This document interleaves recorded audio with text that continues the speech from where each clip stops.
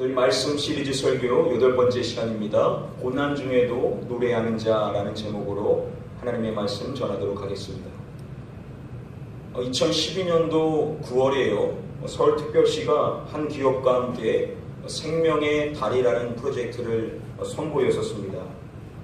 그것은 마포대교의 환경을 새롭게 만들고자 하는 것이었었는데요.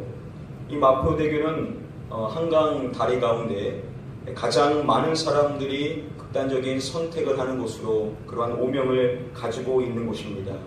자, 그러한 곳을 생명의 이 다리로 탈바꿈하기 위하여서 이 사람들이 지나갈 때마다 불빛이 들어오게 했고 그 불빛 안에 있는 글귀가 사람들에게 비춰질 수 있도록 하는 그러한 환경을 조성했었습니다.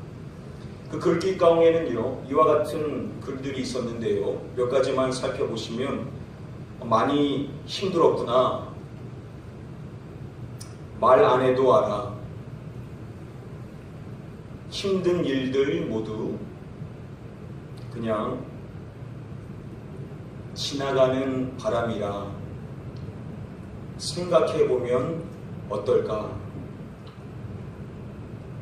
자, 이런 식의 위로의 글귀들을 그곳에 찾은 사람들이 얼마든지 볼 수 있도록 불빛을 비춰서 밤에도 확인할 수 있도록 하는 이러한 환경을 조성한 것입니다. 물론 이것에 대한 실효성에 대해서 많은 논란이 있는 것은 사실이지만요. 그러나 우리가 부인할 수 없는 사실은 그곳을 찾은 사람들에게, 특별히 어려운 마음으로 그것을 찾은 사람들에게 반드시 위로가 필요하다는 점일 것입니다. 근데 여러분, 사실 생각해보면 꼭 그곳을 찾은 사람들이 아니라고 하더라도 우리 주변에 살아가는 모든 사람들, 또한 이 자리에 계신 여러분들 모두가 다 이 위로가 필요하죠. 여러분, 세상에서 위로가 필요하지 않은 사람은 없을 것입니다. 모든 사람들은 각자가 어려움의 짐을 짊어지며 인생을 사기 때문에 다 위로가 필요한 것이죠. 그런데 여러분, 문제는 무엇이냐면 우리가 위로가 필요할 때 우리 주변에 있는 사람들이 우리를 넉넉히 위로해 주면 좋겠지만 그러지 못한다는 것이 안타까운 현실일 것입니다. 왜냐하면 나도 힘들지만 내 옆에 있는 사람들도 힘들기는 마찬가지거든요. 내가 힘든 것만큼 나는 잘 모르지만 그 사람 역시도 어려움 가운데 있고 근심 가운데 있기 때문에 내가 위로가 정말 필요할 때 다른 사람들이 나를 위로해 주지 못할 때가 많다라는 것입니다. 자, 그래서 심리학자들이 말하기를 우리는 지혜롭게 자신 스스로를 위로해 줄 알아야 된다라고 그렇게 권면의 말을 해줍니다.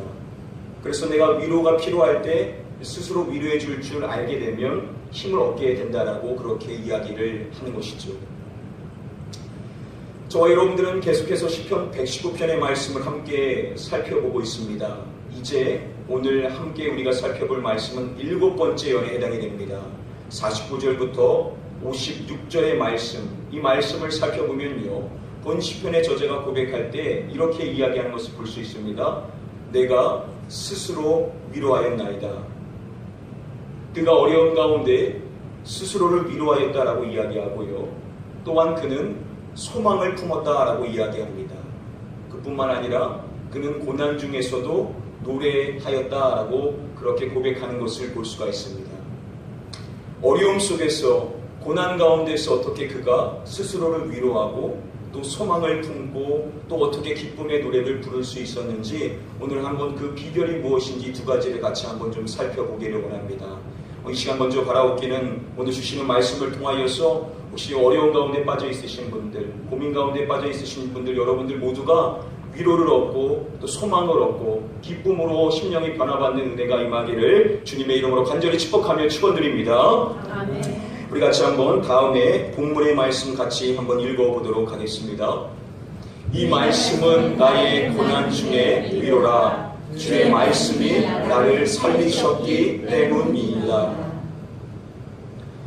여러분, 시편에는 여러 가지 주제들이 있는데요, 그 중에 율법, 복, 하나님의 나라 등과 같이 중요한 핵심적인 주제들이 있습니다.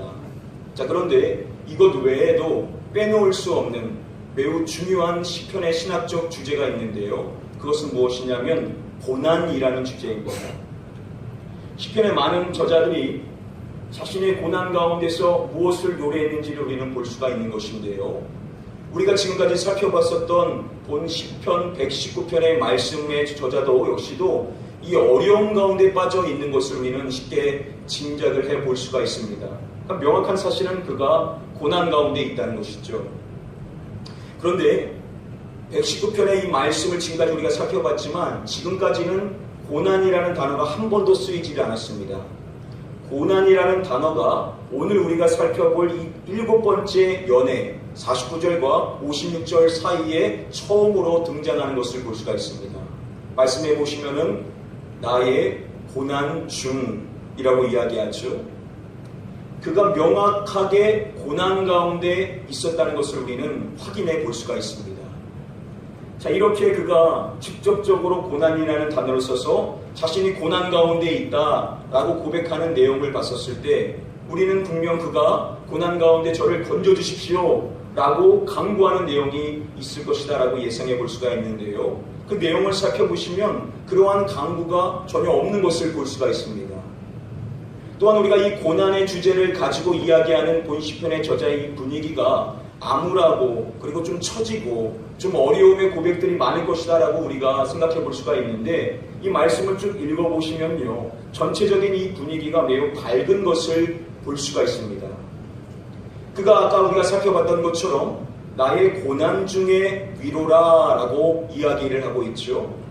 고난을 이야기하는 것이 아니라 고난 중에도 그가 위로를 받았다라는 것을 고백하고 있는 것입니다. 또한 우리가 살펴봤던 것처럼 그는 또한 스스로를 위로하기까지 합니다. 하나님이 위로하는 은혜를 체험할 뿐만 아니라 그가 스스로도 위로를 받게 되었음을 이야기하는 것이죠. 더욱 중요한 것은 그가 어려움 가운데 있음에도 불구하고 소망을 품었다는 것입니다. 그러니까 위로만 받고 끝나는 것이 아니라 소망을 가진 삶을 가졌습니다라고 고백을 하는 것이죠. 더욱 놀라운 사실은 그가 고난 가운데 있음에도 불구하고 노래를 불렀다라는 점을 우리는 여기서 주목해야만 합니다. 고은 선생님의 한반도 시편이라는 그 시에 보시면은요, 이러한 글이 있습니다.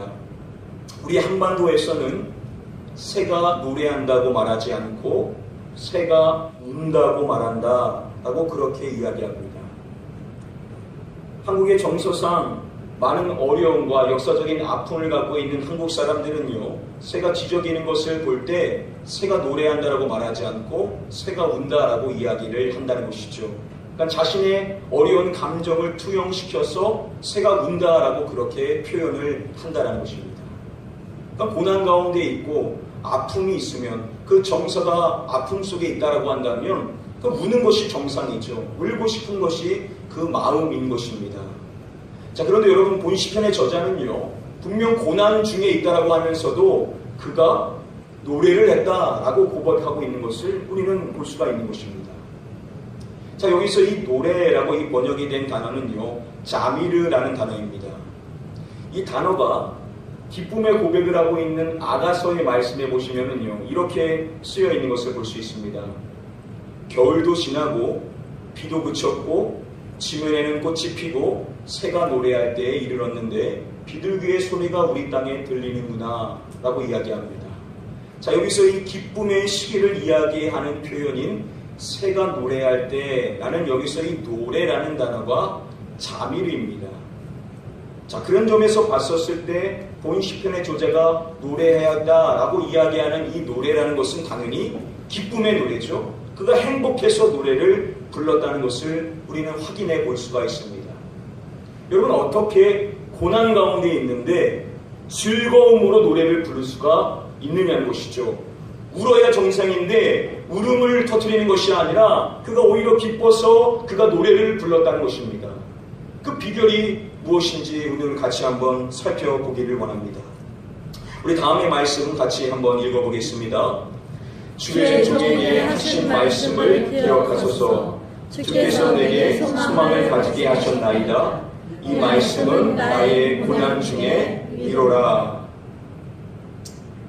성경을 살펴보시면 말씀이 곧 그에게 소망이 되었고 이 말씀이 그에게 고난 중에도 위로가 되었다라는 것을 우리는 살펴볼 수가 있습니다. 자, 그런데 중요한 것은 서두에 보시면 이렇게 이야기한다는 것이죠. 주의 종에게 하신 말씀이라고 이야기합니다. 하나님께서 주의 종에게 자신에게 주신 말씀이 있다는 것이죠. 그러니까 자신이 하나님께 받은 바 말씀이 있었다라고 고백을 하고 있는 것입니다. 여러분들 하나님께서 여러분들에게 주신 말씀이 있습니까? 라고 그렇게 질문을 하면 여러분들 당당하게 답변을 하실 수 있으신지요? 본 시편의 저자가 이야기하는 것은 그가 고난 가운데도 위로를 받고 소망을 받고 그리고 기쁨으로 노래할 수 있었던 비결은 하나님께서 그에게 주신 말씀이 있었기 때문이라는 것입니다. 그러니까 하나님이 주신 바 그 말씀이 있어야지 우리가 어려움 속에서도 위로와 소망과 기쁨이 넘치는 삶을 살 수가 있다는 것입니다. 그러면 핵심은 우리가 하나님께로부터 받은 바 말씀이 있어야 된다는 것인데요. 그렇다면 하나님께서 그에게 주신 말씀, 이것이 무엇을 의미하는 것일까요? 하나님께서 나에게 주셨다, 말씀을 주셨다라는 것이 무엇을 의미하는지를 우리가 살펴보면 알 수가 있는 것입니다. 오늘 말씀해 보시면은요, 52절에 그가 스스로 위로하였나이다 라고 이야기하죠. 그가 어떻게 스스로를 위로하였냐, 그 고백을 보시면은요, 이렇게 이야기합니다. 주의 옛 규례들을 내가 기억하고 라고 그렇게 고백을 하고 있습니다.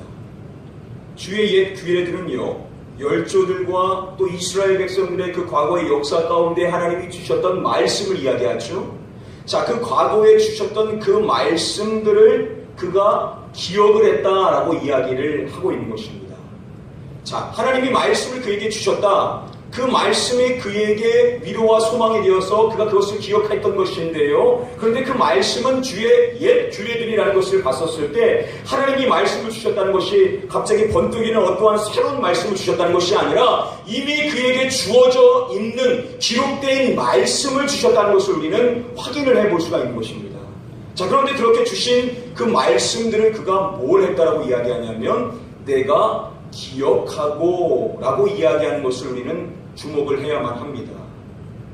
자, 여기서 그가 기억을 했다라는 것은요, 이 토마스 왓슨이라는 청교도 설교자의 설명에 따르면 기억했다는 것은 뭘 이야기하냐면 그 말씀을 암송했다는 의미다라고 그렇게 설명을 해줍니다.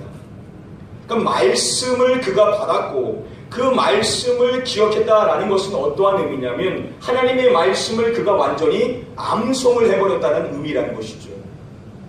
자, 그래서 그가 고백할 때 나의 노래가 되었나이다, 노래를 불렀는데 뭘 불렀냐, 그가 이야기하는 그 대상이 뭐냐면 주의 율례들이 나의 노래가 되었나이다 라고 고백함으로써 결국 그가 하나님의 말씀을 노래했다라는 것을 우리는 확인해 볼 수가 있습니다.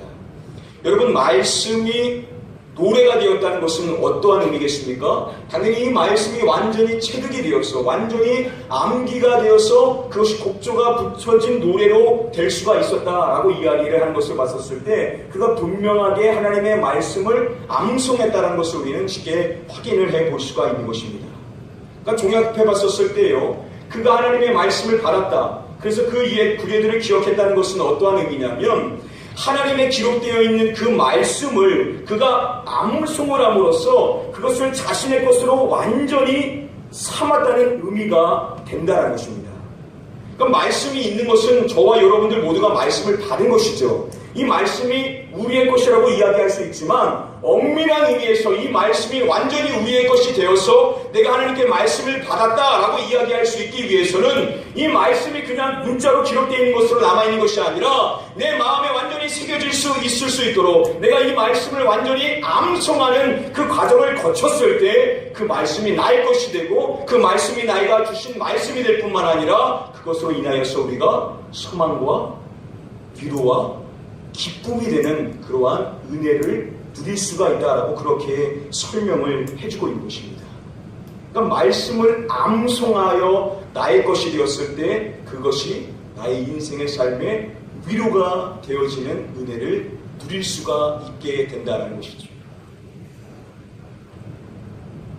영국의 노예 제도를 폐지하는 데 있어서 크게 기여하였었던 정치가죠. 이 윌리엄 윌버포스가요. 어려운 가운데도 매우 바쁜 가운데도 빼놓지 않은 것이 있었는데 그것이 무엇이냐면 바로 성경 암송입니다. 놀랍게도 그가 시편 119편의 말씀을 다 암송을 했다고 합니다. 여러분 시편 119편 말씀이 몇 절로 되어 있습니까? 176절로 되어 있습니다. 그런데 그가 그 말씀을 다 암송을 했다는 것입니다. 그가 자신의 일기에 이렇게 기록을 했다고 합니다. 오늘 하이드파크 모퉁이를 거닐 때 시편 119편을 반복하여 암송하는 가운데 큰 위로를 받았다라고 그렇게 고백을 합니다.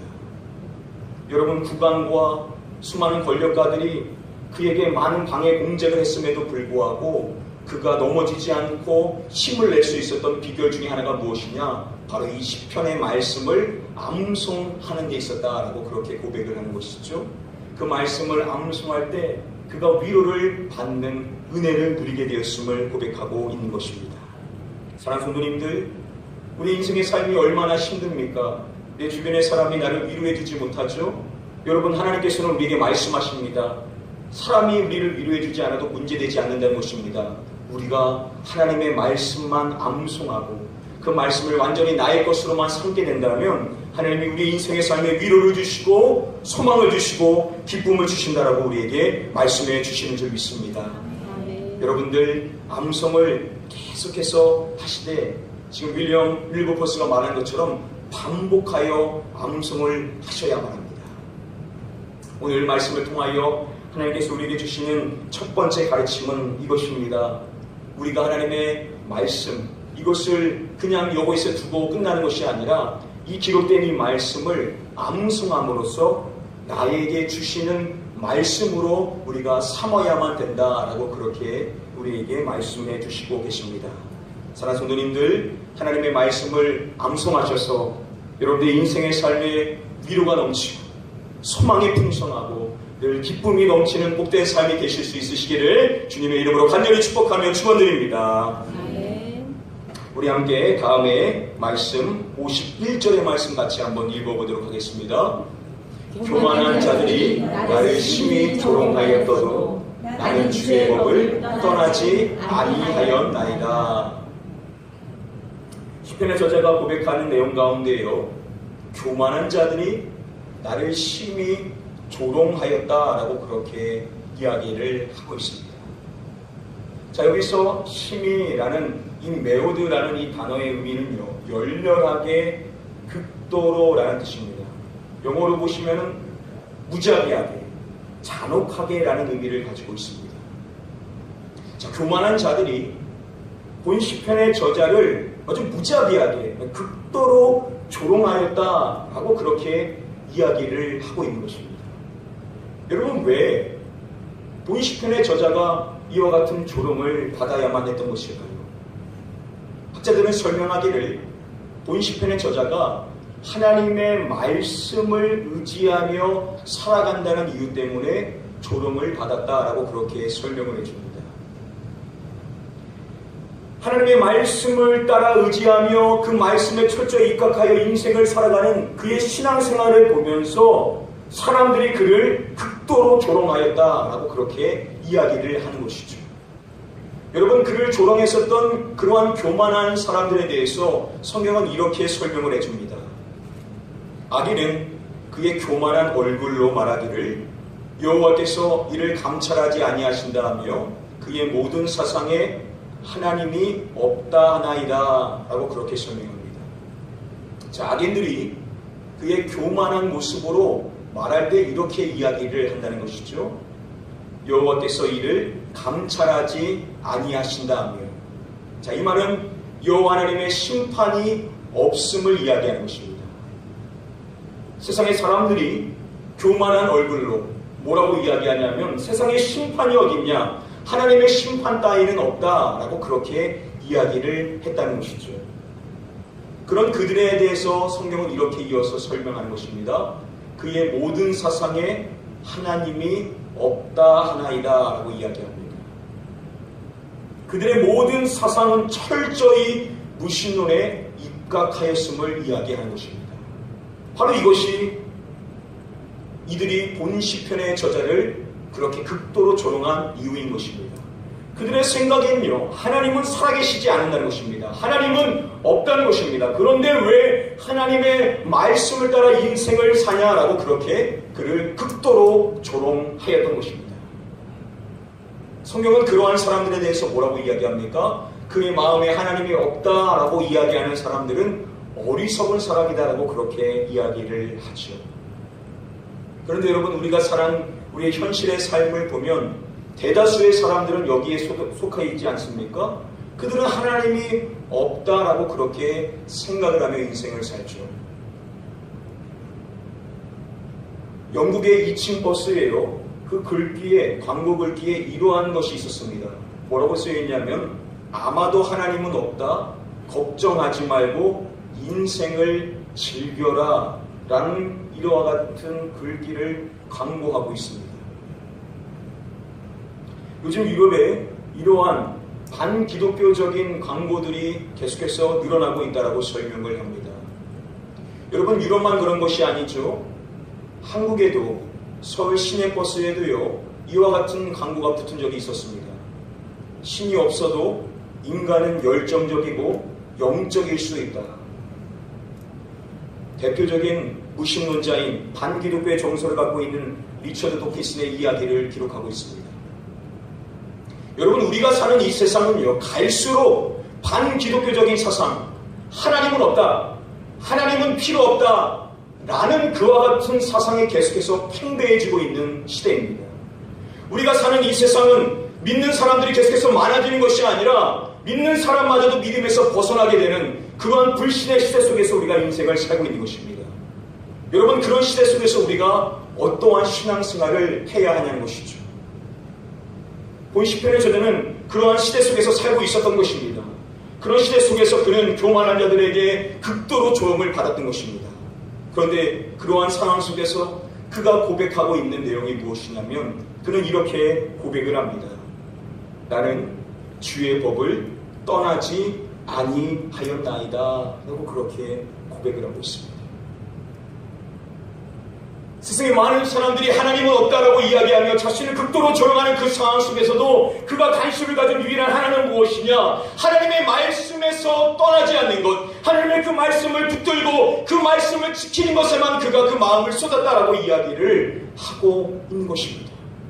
그가 그 조롱을 받고 있음에도 그의 마음이 흔들림이 없고 그는 뭐에만 관심을 갖고 있냐? 하나님의 말씀을 지키는 것에만 그가 마음을 쏟았다는 것이죠.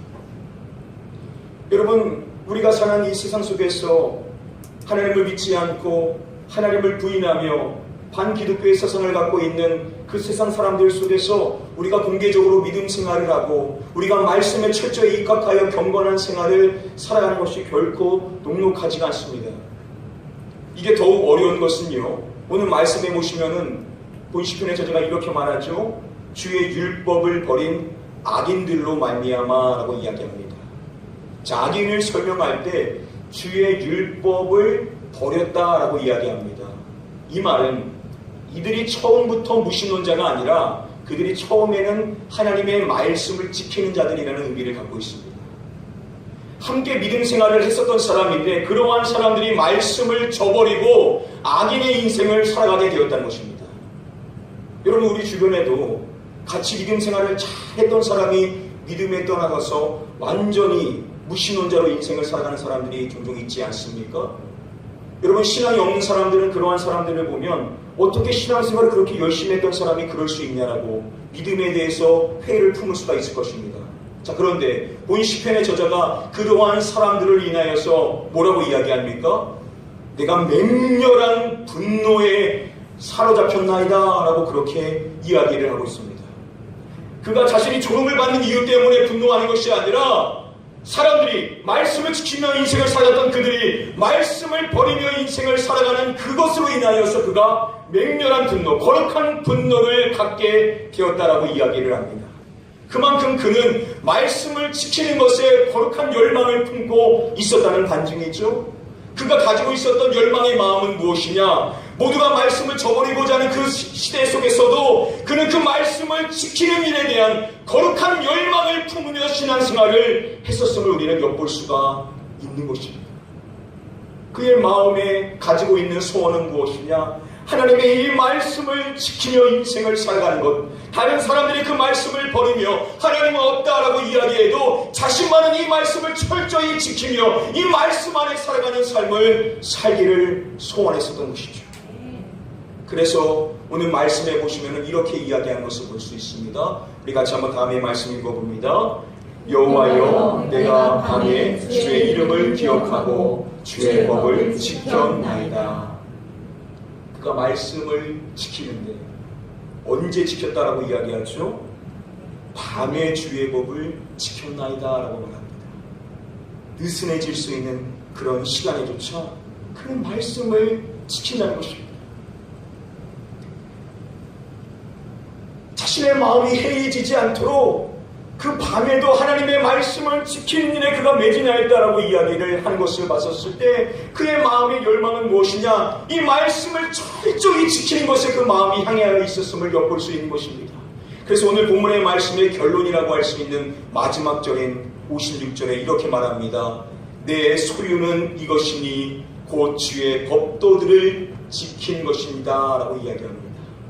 이것을 공동번역으로 보시면 이렇게 말합니다. 당신의 계명을 지키는 것, 이것이 나에게는 전부입니다. 하나님의 말씀을 지키는 것이 자신의 인생의 전부다라고 이야기를 합니다. 자신의 인생에 중요한 것이 많이 있겠지만 자신의 전부는 무엇이냐? 하나님의 말씀을 지키는 것, 이 말씀을 암송하고 이 말씀에서 떠나지 않고 이 말씀을 철저히 지키는 것이 그의 인생의 전부다라고 이야기하는 것을 봤었습니다. 고난 가운데 위로를 받고 소망을 품고 기쁨으로 노래할 수 있는 비결은 무엇이냐? 인생을 살아가는 이 시대가 어떠하든 자신은 어떠한 환경 속에서도 말씀을 지키고자 하는 열망을 품었었을 때 하나님이 그 심령 가운데 소망과 위로와 기쁨을 주신다라고 말씀해 주시고 계신 줄 믿습니다. 오늘 본문 말씀을 통하여서 하나님께서 우리에게 주시는 두 번째 가르침 말씀이 이것입니다. 불신의 시대 속에서 하나님의 말씀을 지키는 일에 대한 열망을 품어야 된다라고 이야기를 합니다. 여러분, 여러분들 주변에 있는 사람들이 어떠하든 혹 여러분들 주변에 있는 사람들이 믿음에서 벗어난다 하더라도 여러분들, 하나님은 저와 여러분들이 하나님의 이 말씀을 지키는 일에 대한 거룩한 열망을 품기를 기대하시고 계십니다. 사랑하는 성도님들, 이와 같은 열망을 품으셔서 여러분의 심령 가운데 늘 위로와 소망과 기쁨이 풍성한 복된 삶이 되시기를 주님의 이름으로 간절히 축복하며 축원드립니다. 아멘. 오늘 말씀 간단히 정리해드리도록 하겠습니다. 오늘 저와 여러분들은 다른 사람들의 위로를 받을 수 없을 때 고난 중에도 위로와 소망을 얻을 수 있는, 그래서 노래할 수 있는 그 비결이 무엇인지 우리가 두 가지를 같이 한번 살펴봤습니다. 첫 번째로 우리는 하나님의 말씀을 암송함으로써 그것을 나에게 주시는 말씀으로 삼아야만 한다는 것입니다. 여러분, 이 말씀을 그냥 성경책에 두고 끝나는 것이 아니라 이 말씀이 여러분들의 것이 되어야 된다는 것이죠. 그러기 위해서는 이 말씀이 언제든지 떠나지 않고 나에게 입으로 고백될 수 있을 만큼 암송하는 과정을 거쳐야만 된다라고 말씀하시는 것입니다. 마지막 두 번째로 우리가 이 불신의 시대 속에서 하나님의 말씀을 지키는 일에 대한 열망을 품어야만 한다는 것입니다. 여러분들, 한국도 계속해서 반기독교의 세상이 팽배해집니다. 안 믿는 사람들이 그냥 안 믿으면 끝나면 좋을 텐데 믿는 사람들을 핍박하고 믿는 사람들을 조롱하는 시대입니다. 여러분, 그런 시대일수록 저와 여러분들은 이 하나님의 말씀을 지키는 일에 거룩한 열망을 품어야만 될 줄 믿습니다. 이 두 가지를 잘 기억하시고 실천하셔서 여러분들의 삶에 늘 위로와 소망과 기쁨이 풍성한 삶이 되실 수 있으시기를 주님의 이름으로 간절히 축복하며 축원드립니다. 아멘. 여러분들 계속해서 말씀 암송을 잘 하시고 계신 줄 믿습니다. 우리 지난 한 주 동안 또 말씀을 어떻게 암송하셨는지 준비된 영상 같이 한번 보도록 하겠습니다. 사랑 때문에 그 사랑 때문에 이 땅에 오신 분 하나님 어린 양 사랑합니다. 나의 마음 다해 잊지 않겠습니다. 암송할 축복의 말씀 8번째. 또 내가 사랑하는 지의 계명들을 향하여 내 손을 들고 지의 율례들을 작은 소리로 뚫리이다. 시편 119편 48절 말씀. 사랑만 주시는 아버지 감사 오 감사 생명을 주신 예수 사랑 때문에 그 사랑 때문에 이 땅에 오신 분 하나님 어린 양 사랑합니다. 나의 마음 여러분 계속해서 말씀 인증해 주시기를 부탁을 드립니다. 여러분들의 가정이 계속해서 말씀 받을 수 있도록 어느 곳에 있든지 말씀이 보일 수 있도록 그렇게 환경을 조성해 주시기를 부탁을 드리고요. 자, 오늘 우리가 함께 암송할 축복의 말씀 9번째 말씀입니다. 여러분들 주보에 있는 말씀 카드를 같이 보시면서 한번 천천히 읽어보도록 하겠습니다. 시편 119편 50절의 말씀 우리 같이 한번 천천히 읽겠습니다. 이 말씀은 나의 고난 중에 위로라. 주의 말씀이 나를 살리셨기 때문이니이다. 이 말씀 암송하셔서 여러분들의 삶 가운데 위로가 풍성히 임하기를 주님의 이름으로 축복드립니다. 우리 자리에서 일어나셔서 우리 찬양하실 때 주 안에 있는 나에게 딴 근심이 있으랴 우리 같이 한번 믿음으로 찬양하겠습니다.